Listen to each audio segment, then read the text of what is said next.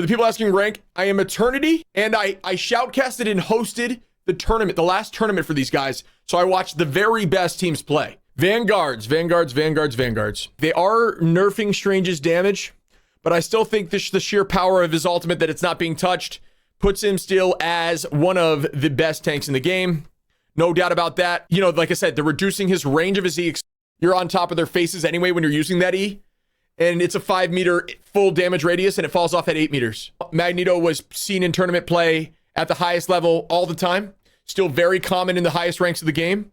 Magneto is definitely going to be up there with Tank 2, and he's tied with somebody else that is now going to be taking that spot that I believe the buff is going to help a ton. Where's Magneto? He's tied with somebody else that got a buff this season that I think is going to be very commonly played, was also seen in tournament play prior. Yeah, these are in order.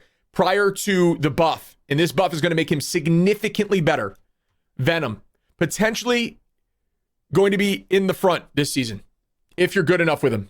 His auto attack is now faster. His shield now gives you more. Not locked at 900 HP anymore. Instead, his shield can go past in the 1000s, keeping his survivability back up to the roof, making him very difficult to deal with.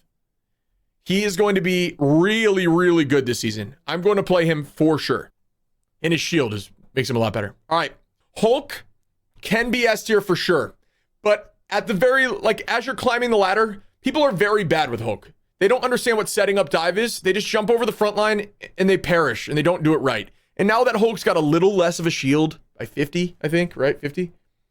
Which is his shield did 250 before, block 250, now blocks 200. Definitely hinders him a little bit, but nothing else changed. He's still super valuable, especially since the Iron Man team up hasn't been touched at all.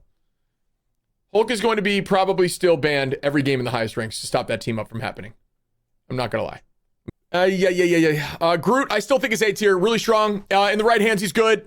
Pro tip to face Groot's, guys, break his wall every time you see him. Every single time you see a wall. If you guys want to be better against Groot, break his walls. Go Punisher with a rocket if you need to, if you're really struggling, and melt every single wall you see, and he will be useless. He's going to put him in weird locations as you get the higher ranks. People are going to start hiding him in ceilings and on side angles. Break him every time. You need to. He's really strong when they're up. So strong when they're up. And he can just wipe teams if you leave him. People leave him in low ranks like crazy. Not touched from the patch notes. I do think the Cap buffs will put him in low A. Because Dive, I think, is going to be really strong. And Cap got some decent buffs. Look, Cap. So reduce the delay time for the shield regeneration by a second. Reduce the Liberty Rush cooldown, which is his dash, by 2 seconds, which is good. It's good escapability. It's good for follow-up damage. Increases base health by 25. It's not negligible, but it's not massive. And then reduce the energy cost for releasing his freedom charge, his ult. So you can get his ult faster, but it does have a little less health regeneration. But from what I'm understanding when I'm playing Cap now, when you use the ult, you can now go into the 900s in health. And I don't think that happened before. It doesn't mention that on here, but somebody can fact check me on there.